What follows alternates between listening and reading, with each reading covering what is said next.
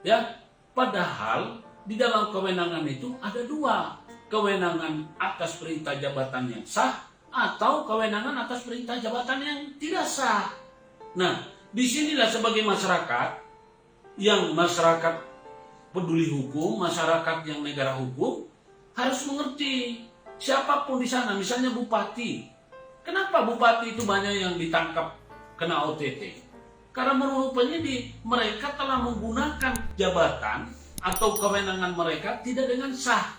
Nah, apakah penyidik dari KPK itu tidak akan salah? Saya yakin pasti salah. Nah, cuma dari karena ini seperti bupati, gubernur tidak mampu membuktikan bahwa saya telah melakukan perintah jabatan yang sah, maka mereka tetap dituduh salah. Ini edukasi yang saya pikir adalah yang paling berbobot, ya. Karena kenapa? Selama ini saya hanya selalu berbicara masalah kebenaran, tapi saya jujur saja belum dapat memberikan gambaran yang detail, yang jelas apa sih kesalahannya sana. Sana sebetulnya banyak kesalahan. Salah satu contoh menetapkan orang tersangka. Dia memang punya kewenangan kalau itu dilakukan berdasarkan perintah jabatan yang sah. Sekarang kalau dia menetapkan seseorang jadi tersangka bukan atas dasar perintah jabatan yang sah, apakah itu kewenangan? Bukan, itu namanya kesewenang-wenangan dan itu namanya pelanggaran jabatan, penyalahgunaan jabatan dan wewenang yang harus dihukum sesuai perintah pasal 51 ya ayat 2 KUH pidana. Ini Pak. Jadi kalau selama ini kita di kampus-kampus itu kan profesor, doktor, dosennya kan pintar-pintar, tapi nggak pernah mengulas terhadap ini karena mereka nggak pernah menjadi bagian daripada orang yang dikriminalisasi. Nah, karena itulah saya terpanggil untuk menyampaikan kepada kita bahwa Anda, adik-adik, saudara-saudaraku ataupun yang senior yang selama ini berpraktek selalu kalah sama jaksa, selalu kalah sama ini, sama mungkin di PT UN selalu Anda kalah. Yang kita harus soroti sekarang ini tentang tertib administrasi atau aparatur penyelenggara negara yang bersih, ya, maka kita harus mengerti tentang yang sana itu apakah sudah melaksanakan perintah jabatan yang sah. Selama ini kan kita cuma bilang saya benar, tapi kita tidak pernah menunjukkan kalau Anda benar, sana benar juga. Kira-kira siapa yang diikutin? Ya pasti di sana yang diikutin. Karena kenapa? Kita ini orang yang lemah. Tetapi ketika Anda mampu mengatakan bahwa saya benar, dia sana salahnya ini. Apa? Kita uji aja. Apakah terhadap keputusannya menetapkan orang tersangka atau menahan orang itu adalah merupakan perintah jabatan yang sah. Perintah jabatan yang sah itu adalah sesuai dengan amanat undang-undang. Jangan kita, ini perintah atasan. Negara kita ini bukan negara atasan, bukan negara kekuasaan, tapi negara hukum yang harus diatur berdasarkan ketentuan undang-undang. Buat apa ada SOP? Buat apa ada kode etik? Itu semua ada SOP, ada pedoman, ada tata laksana. Itu adalah untuk mengatur dan membatasi ruang gerak daripada orang-orang yang suka mempermainkan ketentuan. Nah, kepada kita yang terutama para advokat ataupun orang-orang yang dikriminalisasi tidak mampu menunjukkan tentang kesalahannya pihak sana yang menuduh Anda salah. Dengan adanya edukasi ini tentang pasal 51 ayat 2, maka saya harap ke depan para teman-teman pengacara atau calon pengacara itu menjadi berani karena didukung dengan kecerdasan. Bukan kita ngawur. Saya juga akui bahwa saya selama ini terus saja saya berani karena saya benar. Tapi saya masih kurang. Saya menyadari saya masih punya kekurangan atau kelemahan. Apa? Saya tidak mampu mengkonklusikan tentang kesalahan orang yang saya lawan atau yang hadapi. Dengan begini Pak, ya, dengan begini saudara-saudaraku, kita bisa menunjuk hidung. Hakim itu menyalahgunakan telah melakukan perintah jabatan yang tidak sah. Misalnya, Kita bisa katakan itu tidak sah. Kenapa? Karena ini begini yang benar, tahu-tahu dia begini. Nah, kita juga bisa mengatakan jaksa ini adalah melakukan perintah jabatan tidak sah. Itu yang saya maksud. Jadi barangkali ini yang saya ingin sampaikan kepada kita, ya. Silakan, mungkin ada pertanyaan sebelum saya lanjut dari audiens. Silakan. Ya. Ya Pak, saya mau tanya.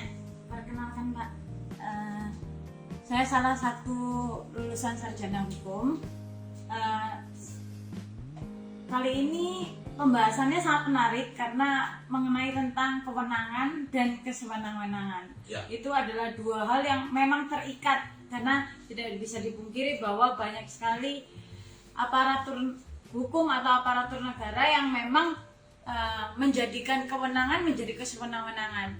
Nah, yang saya ingin tanyakan Pak, kami terkadang masyarakat, saya juga termasuk masyarakat, terkadang tidak punya power terhadap kesewenang-wenangan. Karena ketika kita seperti lihat di sosmed, banyak sekali penyidik ataupun yang sempat ramai polisi dengan mengambil, menurut beliau memiliki kewenangan tapi ternyata menjadi kesewenang-wenangan. Tapi masyarakat tidak punya power untuk bertindak. Nah, bagaimana caranya kita sebagai masyarakat bisa menghadapi kesewenang-wenangan yang dianggap oleh aparatur itu adalah kewenang-wenangan yang mutlak atau absolut?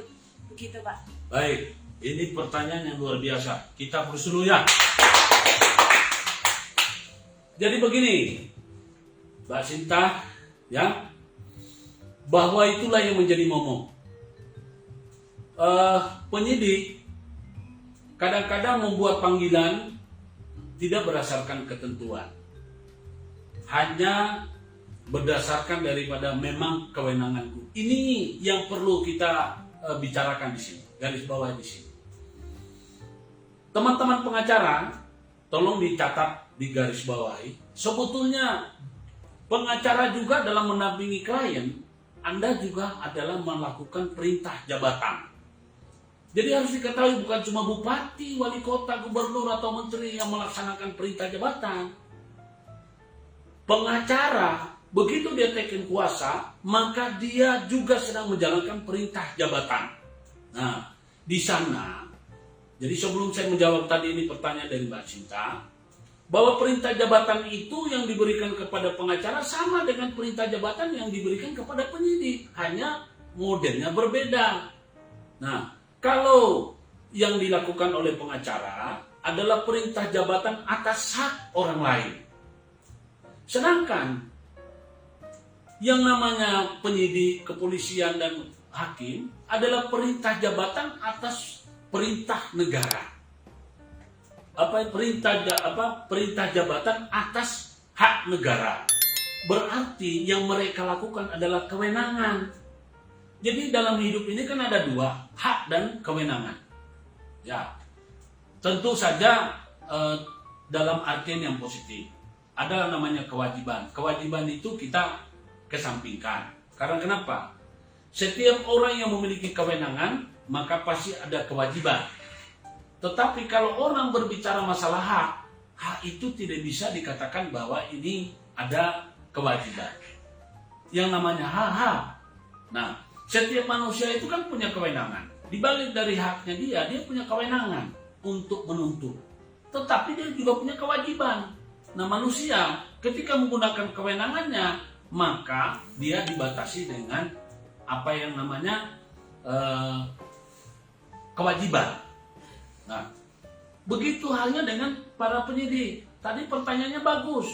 Sekarang ini banyak sekali masyarakat sedikit-sedikit dipanggil undang-undang ITE.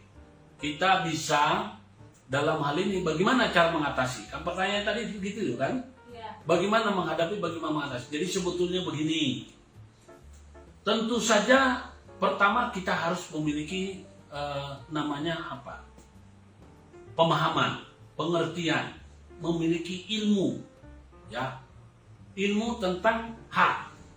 Hak juga harus ada ilmunya. Jadi kita tidak bisa menggunakan hak sekedar hak, padahal itu sebetulnya bukan hak, adalah masuk kepada kewajiban. Kan ada hak dan kewajiban. Tapi kewajiban itu melekat pada di mana ada kewenangan. Karena kewajiban itu lahir setelah ada kewajiban. Tapi kalau hak tidak ada. Hak untuk hidup, hak untuk mempertahankan kehidupan, memang dia berhak. Nah, tetapi kewenangan untuk mempertahankan kehidupan itu, di sana ada kewajiban. Nah, sama seperti kayak tadi. Tadi ada seorang yang memang melakukan melakukan interaksi bersosial media. Tentu yang dia lakukan bersosial media itu adalah kewenangannya. Saya berwenang untuk melakukan, artinya saya punya hak, tapi haknya itu tentu adalah pada kewenangan. Karena hak tidak ada batas. Bagaimana caranya supaya kita bisa kembali kepada kewajiban? Nah, kewajiban itu ada lahir atau ada kewajiban setelah ada kewenangan. Jadi saya punya hak sebagai manusia. Pada saat saya menggunakan hak saya itu adalah kewenangan saya. Ya kan? Nah, kewenangan saya itu dibalik dari kewenangan ada kewajiban yang saya harus perhatikan. Kewenangan saya bersosial media wajib untuk satu, tentu punya saluran untuk bersosial media. Ya kan? Kau punya hak untuk bersosial media, tapi kamu punya alat gak? Punya perangkat gak? Ya kan? Itu adalah merupakan suatu sarana bersosial media. Pertama-tama, ya berarti kan kita menggunakan kewenangan itu, bersosial media. Wewenang saya sebagai pribadi bangsa Indonesia, saya menggunakan sarana bersosial media melalui ini. Wewenang kedua, di sana ada kewajiban, harus memperhatikan tentang tata laksana, tata cara bersosial media. Ya kan? Nah, jadi kalau Anda menggunakan sosial media, Anda harus mempunyai ilmu. Kemudian pada saat Anda misalnya harus menghadapi sendiri, satu hal yang perlu Anda tahu bahwa Anda yakin Anda benar. Lalu orang-orang yang memproses Anda harus Anda tanyakan, kamu punya wewenang untuk memproses saya. Tapi apakah wewenang ini sesuai perintah jabatan yang sah? Ya kan? Ketika Anda menggunakan perintah jabatan yang tidak sah, berarti ini bukan kewenangan, tapi kesewenang-wenangan. Sorry, saya stop dulu Pak, saya punya hak. Disitulah. Kemudian kalau ditanya apa atau apa Anda, mari kita buka pasal 51 ayat 1 KUHP, KUH pidana. Di sana jelas menerangkan bahwa KUH pidana pasal 1 ayat 1, pasal 51 ayat 1 tentang kewenangan atas perintah jabatan yang sah. Sedangkan pasal 51 ayat 2 adalah kewenangannya atas perintah yang tidak sah, berarti kesewenang-wenangan. Disitulah apa celah untuk kita membela diri. Jadi kepada teman-teman, terutama para pengacara, kadang-kadang sudah teken kuasa, kalau Anda tidak mengerti, silahkan Anda bertanya kepada saya melalui nomor telepon 085 2311 50281 atau 081 357 765 165. Ini kewenangan yang selama ini tidak pernah kita berbicara, tidak pernah ada yang membantah. Apakah presiden sebagai kepala negara punya kewenangan absolut? Tidak. Kepala negara memang punya kewenangan untuk mengatur tata kelola negara. Tapi kalau kepala negara seperti presiden menyalahkan atau melakukan perintah jabatan yang tidak sah, ya dia diimpeach, jadi pidana juga. Ya benar. Itu salah satu contoh. Ya. Faktanya hakim banyak kok yang dihukum, banyak dikasih sanksi, ya. Nah, cuma memang nggak berimbang. Kalau aparat penegak hukum yang melakukan pelanggaran atau kejahatan, kadang-kadang sanksi pidana yang mereka peroleh itu ringan. Seperti jaksa Pinangki.